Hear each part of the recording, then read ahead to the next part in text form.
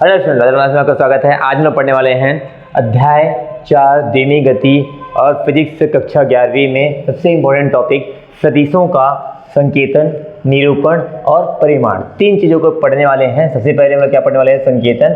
दूसरी चीज़ में पढ़ेंगे हम लोग निरूपण और तीसरी चीज़ में हम लोग पढ़ेंगे परिमाण को हम लोग एक साथ आज समझ लेने वाले हैं। ठीक है, इसकी पिछली वीडियो में मैंने आप लोगों को धीमी गति क्या होता है इसको बता दिया था। जब कोई वस्तु जो है समतल में गति करती है तो उसकी गति को हम लोग क्या कहते हैं? धीमी गति या फिर समतली गति कहते हैं। और साथ ही साथ मैंने आप लोगों को सदिशों और अदिशों में मैंने अंतर आपको बता दिया है। अगर आपने इस वीडियो को नहीं देखा होगा तो जाकर इस वीडियो को देख लीजिए। तो चलिए स्टार्ट करते हैं और सदिशों का हम लोग क्या करते हैं? संकेतन पढ़ते हैं। ठीक है। सबसे पहला टॉपिक इसमें आपको सदिशों का संकेतन बता रहा देता हूँ आपको। सदिशों का संकेतन, सदिशों का संकेतन। तो देखिए, सदिशों को हम लोग किरण के निशान से निरूपित करते हैं। ये किरण हो गई, इस प्रकार से हम लोग क्या करते हैं? सदिशों को निरूपित करते हैं। ठीक है, इसको हम लोग क्या बोल सकते हैं? और किरण भी बोल सकते हैं, किरण, या फिर इसको हम लोग बोल सकते हैं तीर। एक तीर का निशान होता है, जैसे कि मैंने आपको पहले वीडियो में सदिश की राशि में बताया था कि तीर के निशान से उपयोग करते हैं करके। ठीक है, अब देखो इसकी दो चीज़ें होती है, एक होता है ये वाली चीज़ और एक होती है ये वाली चीज़, जो कि यहाँ पे ऐसा दिखाई दे रहा होगा। ठीक है, तो जो तीर जैसा चिन्ह बना होगा उसको हम लोग बोलते हैं शीर्ष। क्या बोलते हैं? शीर्ष। ठीक है, और इधर वाले हिस्से को बोलते हैं हम लोग पुच्छ बोलते हैं। पीछे वाले हिस्से को क्या बोलते हैं? पुच्छ।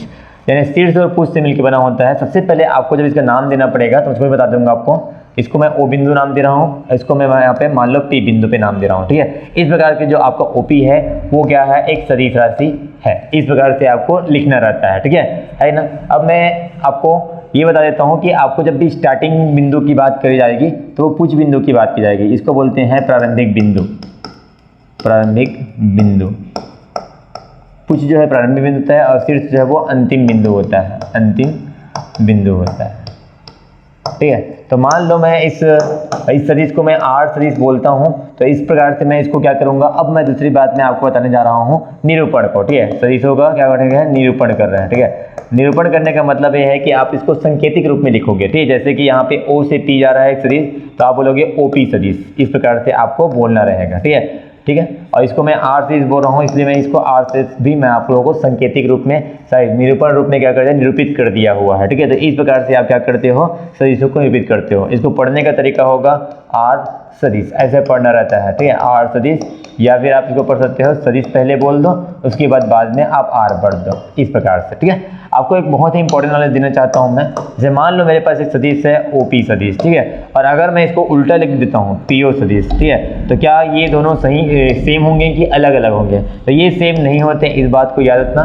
दो सदिश जिसकी देखा जाए तो शीर्ष ये हो गया, सर ये तो पुच्छ हो गया। ठीक है, इसका पुच्छ अलग है, इसका क्या है? पुच्छ। ये पी हो गया है, इसका शीर्ष क्या है?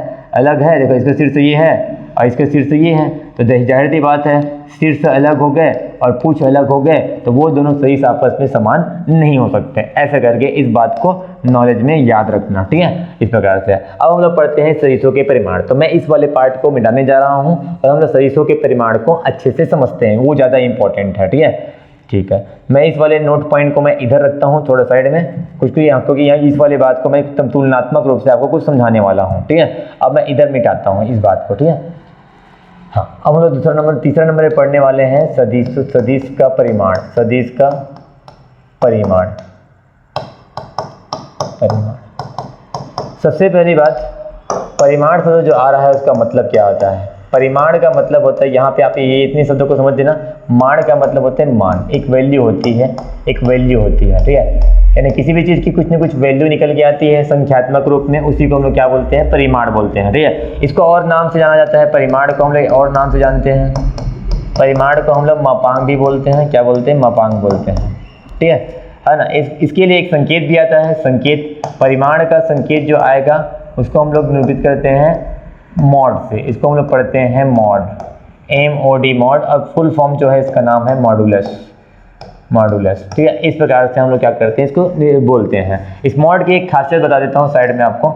अगर किसी मॉड में अगर आके कोई भी ऋणात्मक मान आता है उसको ये पॉजिटिव बना देता है, और कोई पॉजिटिव मान आता है उसको पॉजिटिव ही रखता है। इसका मतलब बोला जा सके तो ये है कि ये जो आपके पास डबल बार लाइन जो दिख रहा है, डबल खड़ी लाइन जो दिख रहा है, ये इसी को मॉड या मॉडुलस पढ़ते हैं। और ये जो है किसी चीज़ की परिमाण निकालने में काम आता है। उसकी धनात्मक वैल्यू को निकाल के देता है, ऋणात्मक वैल्यू को पॉजिटिव बना देता है, पॉजिटिव वैल्यू को पॉजिटिव ही रखता है। ये बात को आपको नॉलेज के लिए याद रखना है, ठीक है। चलिए अब मैं किसी सदिश का परिमाण किस रूप से निरूपित करते हैं मैं इसको बता देता हूँ। जैसे मान लो मेरे पास एक सदिश है OP, मेरे पास सदिश का नाम है OP, इसका नाम देता हूँ R सदिश, ठीक है। इस प्रकार से तो मैं अगर इसका परिमाण निकालना चाहूँ, इस OP सदिश का क्या निकालना चाहते हैं, परिमाण अगर निकालना चाहते हैं परिमाण, तो हम लोग कुछ इस प्रकार से लिखेंगे OP सदिश का परिमाण, ऐसे लिखेंगे, ठीक है। परिमाण मतलब मॉड लिखेंगे और सदिश के चिन्ह को क्या कर देंगे, हटा देंगे। अगर मैं इसको R की फॉर्म में लिखूं तो R सदिश का क्या होगा, परिमाण जो है इस प्रकार से हो जाएगा,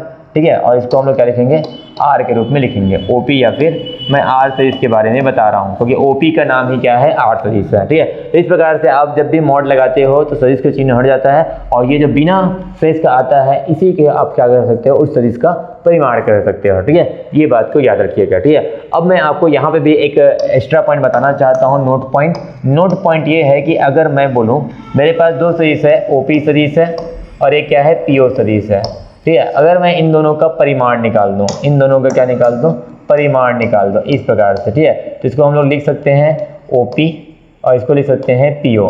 तो देखो परिमाण निकालने के मतलब ये होता है कि सदिश के चिन्ह हटा दो, तो इसका मतलब यहाँ पे आप इसको चाहो तो इसका मतलब ये जो है परिमाण जो है वो आपस में बराबर हो जाते हैं, परिमाण जो है आपस में बराबर हो जाते हैं, ठीक है। ये हम लोग याद रखेंगे कि भैया अगर हम यहाँ पे अगर मैंने आपको बताया था कि सदिशों के रूप में अगर आपको विपरीत क्या हो जाए, विपरीत अक्षर हो जाए, अक्षर अगर विपरीत हो जाए तो उस स्थिति में उनको हम समान नहीं मानते हैं। लेकिन यहाँ पे क्या होता है, जब परिमाण निकालते हैं तो वो दोनों आपस में क्या होते हैं, बराबर होते हैं। जैसे मान लो कि OP सदिश का मान जो है वो अगर 5 आता है, ये उल्टा है तो इसका मान -5 आता है, ठीक है। क्योंकि अब इसका मॉड निकाल रहे हैं तो इसका जब मॉड निकालोगे तो ये भी 5 बन जाएगा और ये भी क्या बन जाएगा, 5 बन जाएगा। इस प्रकार से आपने क्या समझा कि इसकी सदिश का परिमाण जो होता है वो आपस में क्या होते हैं, बराबर होते हैं, भले उसके अक्षर क्या हो, उल्टे क्यों ना हो, ठीक है। ये बात को याद रखिएगा। इस प्रकार से आप क्या करते हो, सदिशों का परिमाण या मापांक की गणना करते हो, ठीक है। तो अगले वीडियो में और भी बहुत कुछ पढ़ेंगे, तो अगले वीडियो का इंतजार कीजिए। धन्यवाद।